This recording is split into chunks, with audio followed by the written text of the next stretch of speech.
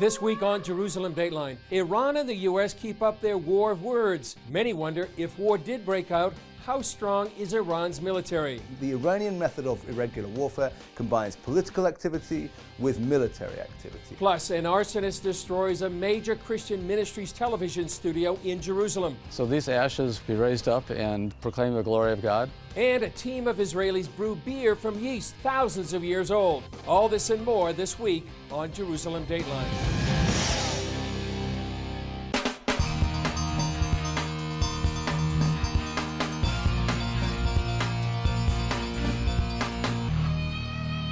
Hello and welcome to this edition of Jerusalem Dateline. I'm Chris Mitchell.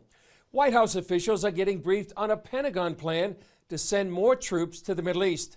This amid growing threats from Iran and the administration working to calm war fears on Capitol Hill. Gary Lane has details. U.S. Central Command made the request for more U.S. troops in response to attack threats from Iran. The Pentagon's plan proposes sending 10,000 to the Middle East for defensive purposes.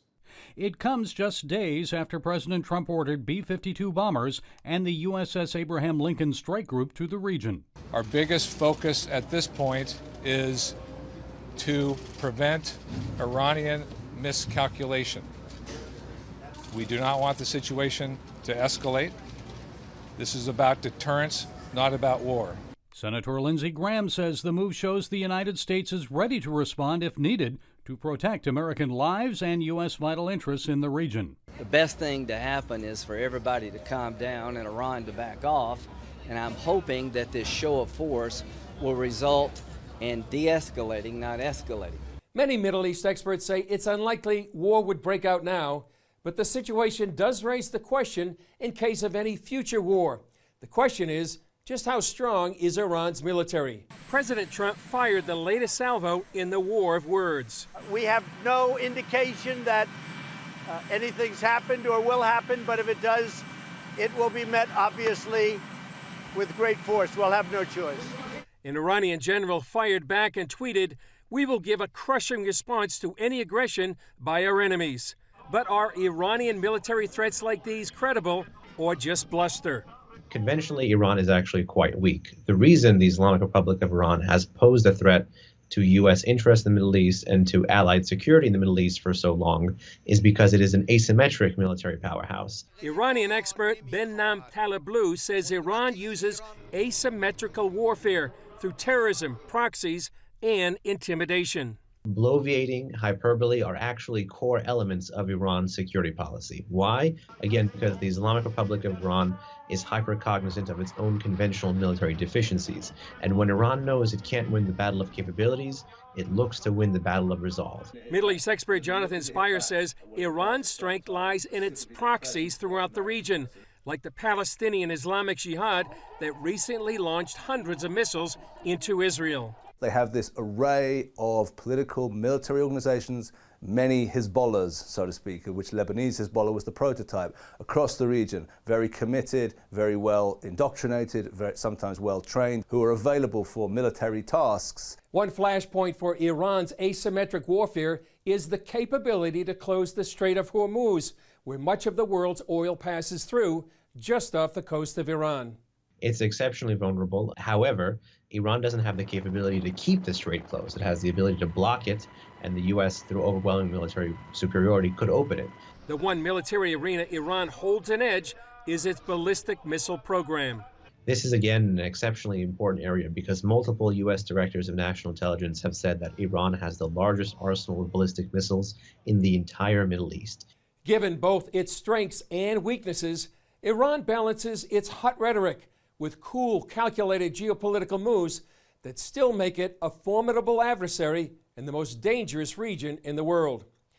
Well, here in Israel, wildfires rage during a major heat wave. Police ordered the evacuation of several communities in the country's center and south. Firefighters battled brush fires along the Gaza border, near Ben Gurion International Airport, and outside Jerusalem. And officials even closed the major Tel Aviv-Jerusalem highway to traffic because of the fires. Israel and the region are in the grip of a major heat wave, with temperatures around the country reaching 38 degrees Celsius or 100 degrees Fahrenheit and even higher. Well, here in Jerusalem, police are investigating another fire, the firebombing of a Christian TV studio. So far, police don't have any suspects in the firebombing of the Daystar Television Network's facilities. While the attack destroyed its new studio, Daystar plans to rebuild. The fire began early Saturday morning when an arsonist started a fire in the Daystar studio. Daystar was in the midst of a major renovation and upgrade of its studio here in Jerusalem, overlooking Mount Zion and the Temple Mount.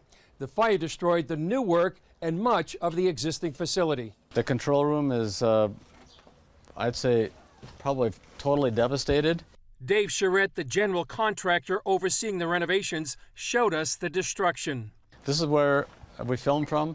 There were 4 cameras that would be back in this area here, and Marcus and Joni would be, or their interviewee would be sitting here, and then you have this fabulous view behind them. Yeah. These before and after shots reveal the extent of the devastation. We're here in the new Daystar TV studios in Jerusalem, Israel. Marcus and Joni Lamb dedicated the Daystar Jerusalem studio in October of 2009. Daystar is one of the largest Christian television networks in the world that reaches more than 200 countries and nearly 700 million people with its programs. Daystar was in the home stretch of its construction. We just started with the construction of it, putting things back, getting the electric in place, and getting the walls built, and so we can meet our June 1st deadline, and then this happened. Even in the midst of the destruction, Charette believes God is at work. I believe that God has a reason and a purpose, and at the very least, He'll redeem what has happened here. So these ashes will be raised up, and proclaim the glory of God. Daystar pledges to continue their Jerusalem operations and asks for prayer for continued protection. Coming up, hear from a moderate Muslim who says the West needs to wake up to the dangers of radical Islam.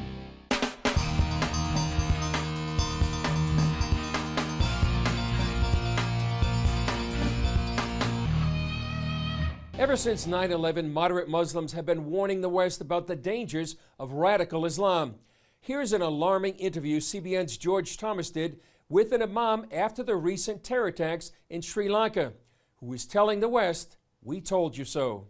As Sri Lankan authorities worry about the potential of more suicide attacks by the group behind the Easter Sunday bombings, one newspaper has published an exhaustive study of all the Islamic terror attacks around the world since 9/11. According to the German newspaper Die Welt, Islamic extremists have carried out 31,222 attacks in the past 18 years. Those attacks have killed 146,811 people around the world.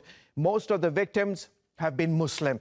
The list concludes with the recent attacks in Sri Lanka that killed at least 253 people and injured more than 500 when suicide bombers targeted churches and hotels on the island nation. Joining me to discuss the impact of those sobering numbers is Muhammad Tawhidi. He's a third-generation Iranian-born Australian Muslim and author of The Tragedy of Islam, Admissions of a Muslim Imam. Mr. Tawhidi, thank you so much for coming on the show. The research shows the geography of Islamist terror stretches today from Europe to the Middle East, Asia, and Africa. How do we combat the scourge of radical Islamic terrorism? Firstly, in order for us to combat and tackle this wave of terrorism, we need to understand that the definition of terrorism that we use is different from that of the jihadists.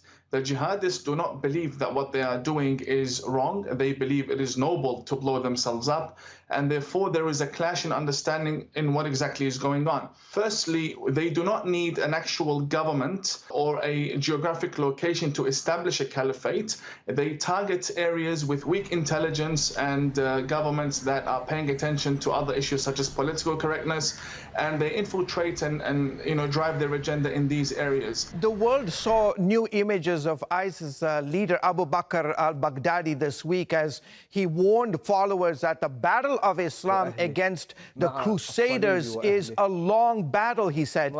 Do we know how to fight this battle?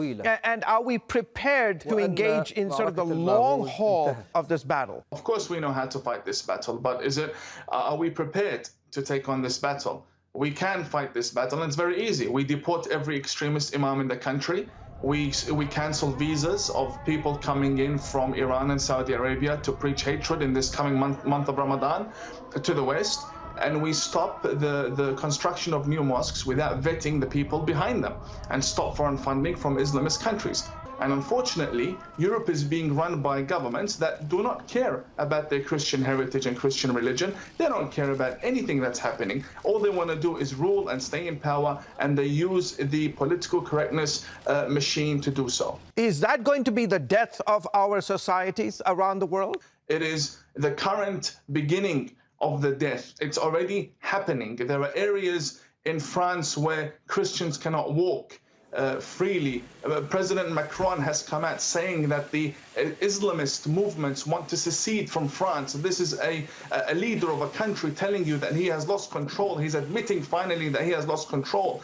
There are serious agendas being played in that region. Look, I am a Muslim, but I cannot live in an Islamist theocracy. I can live in a Christian government based on their constitution, because that is where peace lies. I can't live in a place where ISIS rules the area. That's no Muslim with a brain that works would want to live under ISIS, right? And when we come to the West trying to warn the governments and intelligence agencies about what is happening, about the people we fled from, we have this new political correctness agenda that tells us, oh, we're the racist, we're the ones who are traitors, and the extremists needs to be understood and embraced, and, you know, they have a point, let's listen to them. And sooner or later, they're in parliament, they're in government, and there you go in America, you have Ilhan Omar and Rashida Tlaib changing the narrative in Washington that is now affecting the whole, influencing and affecting the narrative around the world, attacking Jews, attacking Christians, and this is just the beginning. So if Christians don't wake up, Christian leaders don't wake up, then we Muslims who fled from extremists can't help you anymore. We tried warning you. ISIS may have lost their self-styled caliphate in Iraq and Syria,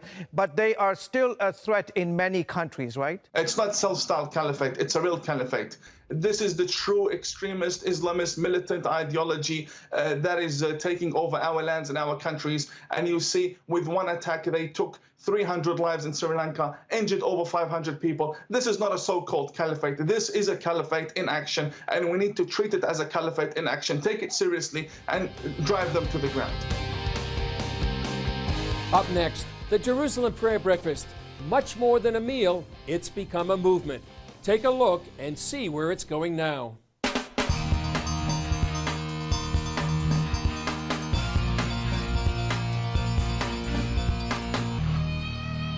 A new bill pending approval by the Irish government is just 1 or 2 steps from becoming law. If passed, the legislation could have profound consequences for Irish citizens. The proposed law would make it illegal for Irish citizens to buy goods and services from Israeli citizens in what they define as the occupied territories. That would make it illegal to buy an ice cream, a postcard, or a bottle of water here in the old city of Jerusalem. We bought ice cream and we bought water, and we bought it here in the old city next to Jaffa Gate. And if this bill passes, then what we just did would be illegal. Irish citizens Karen and Norman Ivers, along with their twins, Natalie and Nathaniel, visit Israel often. Well, it's an infringement of our freedoms. I just hope that it won't hurt anybody and that it won't hurt Ireland. The bill is called the Control of Economic Activity in Occupied Territories. If it becomes law, an Irish citizen convicted for violating it could be fined more than $250,000 and spend up to 5 years in jail. The proposed Irish law is the most extreme anti-Israel legislation proposed anywhere outside of the Arab League. If you come to the Holy City and you buy some holy water, if you buy some Jewish prayer shawl or religious books, bring them back to Ireland, bang, jail. International law expert Professor Eugene Kontorovich calls the bill radical. What's shocking about this law is its clearly discriminatory nature. So they say, you know, we consider this occupied territory, we have a problem with occupied territories. But other than the fact that it's actually not occupied territory, the law does not apply to any other people or group other than Jews here in their biblical homeland. One Israeli legal organization produced this YouTube video to raise awareness. We met the nice couple, Karen and Norman, and we decided to help them and to do something about this and make the world kind of understand better of how ridiculous this whole situation is potentially. We love Israel. We're Christian Zionists, and we support the Jewish people and the Palestinian people. And we think this bill is unfair, and we wanted our voices to be heard. One of the only reasons the law has not been passed yet is because the Irish government is properly worried about the consequences it's going to have for Irish companies doing business in America and many of the large American companies like Apple that do business in Ireland. Because America has strict laws against boycotting Israel. In the meantime, the Ivers hope their next visit to Jerusalem won't land them in jail. One movement that began here in Jerusalem 3 years ago is reaching out to the nations with a different message about Israel and how it can be a blessing. I talked about this with Albert Wexler, the director of the Jerusalem Prayer Breakfast, and Jack van der Tong of Pillar of Fire Ministries. Albert and Jack, thanks for being with us on our Jerusalem Dateline with a great view of Jerusalem behind us and talking about the Jerusalem Prayer Breakfast. Albert, it's 3 years now. You're going to have your third annual breakfast in just a few days, the beginning of June. What's happened in the last 3 years? Well, it's been more than we have expected. Jerusalem Prayer Breakfast, when we gathered the first time on the 50th anniversary of reunification of Jerusalem and prayed for the peace of Jerusalem, it launched a movement. So we've had people come to us from all kinds of places, from London, from Accra, Ghana, from Uganda. Tell us about Uganda. That was a special breakfast there. See, the president was supposed to be our keynote speaker at dinner, but then he changed his mind and he sent his prime minister to read his speech. Then we had the first lady come during the breakfast, and then the president was kind enough to send his helicopter to pick us up and take us to meet with him in the north of the country. So we had some very, very important meetings. We were very surprised by the response we had in Uganda. Jack, there's another one coming up at the end of June, June 25th and 26th. Yes. At The Hague. Why is this breakfast so unique and special? Because the connection with Jerusalem is very close. And I'm so happy that we work together now. And you know that in the scripture, Isaiah 2, that the law will go out from Zion. And now my city is saying that the law is going out from The Hague. So we believe that these connections and what we are going to do with the Jerusalem Prayer Breakfast and working with Albert and his team is that we believe that this is so close to the restoration of Jerusalem and the coming of the Messiah. Why should people be there? I believe that a lot of people don't understand how important The Hague is. If you talk about that The Hague is the city of justice and peace, that Ban Ki-moon and the UN and the nations in the world say that the Hague is the city where the law will go out, that this is the city. And we believe that if you read the scriptures, that Jerusalem will be that city. So the Jerusalem Prayer Breakfast is so important to pray for the restoration. And what's so interesting is that we have permission to visit the Peace Palace with the people of the Jerusalem Prayer Breakfast. And the Peace Palace, it's the highest court of the UN. Nobody knows it, but the original name is the Temple of Peace. So it's not only law, there is also religious things going on. And if you think about that, in 2020, the world leaders of all the religions, the Pope, from the Buddhism and Hindus, the leaders are coming and to sign a covenant in that building. And we are allowed to enter this building. So are we seeing a great contrast between what man has planned at The Hague and what God has planned here in Jerusalem? Amen. That's it. Yes, that's it. Exact. So Albert, where are we going from here? You're going to have your third Jerusalem Prayer Breakfast. Do you see this even growing even more? It is growing, and of course our goal is to mobilize the church to pray for the peace of Jerusalem. As Isaiah prophesied, I have placed watchmen on your walls, Jerusalem, that they would not give God's silence and that they would continue in their prayers until Jerusalem is made a praise in the earth. And we want to see this movement touch every nation. We want to see that people would come to the Jerusalem Prayer Breakfast, but also that we could bring the Jerusalem Prayer Breakfast to these different cities and lift up God's word and pray for the peace of Jerusalem. Tell us, why people should come to see you at The Hague. The uniqueness of The Hague, there is no city in the world who has, in a way, stolen the promises of Jerusalem, and we want to restore the promises back to Jerusalem. We are going to 3 unique locations. And to have there the Jerusalem prayer breakfast, it will be unique. I have visited some of the Jerusalem prayer breakfast. I think this is different than all the other ones. And Albert, final thought, is there another biblical principle at work? Genesis 12:2, those that bless Israel will be blessed. Yeah, these are the cornerstones. It's a two-way street, because if the nations come and they bless the seed of Abraham, they bless Israel, that's the way how the blessing will come to them. And the blessing will come when people want to get involved, want to invest, want to bless Israel, not by siding with our enemies and cursing and isolating Israel. I think it's a unique moment in the history. Never before has there been a call coming out of the Knesset to come and pray for Jerusalem, for the peace of Jerusalem. It almost feels like the nations are at the scales, and the decisions are being made on which side of the truth the nations will stand in the history. Well, as you say, quite a time in history right now. Albert and Jack, thank you for being with us. Look forward to seeing you in Jerusalem and also in The Hague.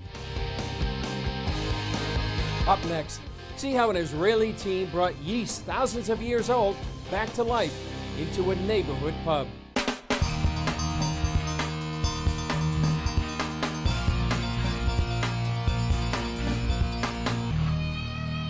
How would you like to drink a beer that came from yeast thousands of years old?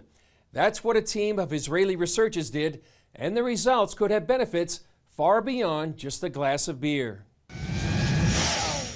No, this has never been done before. They have never successfully isolated ancient yeast, or for that matter, any ancient organism, a microorganism, from an ancient archaeological context.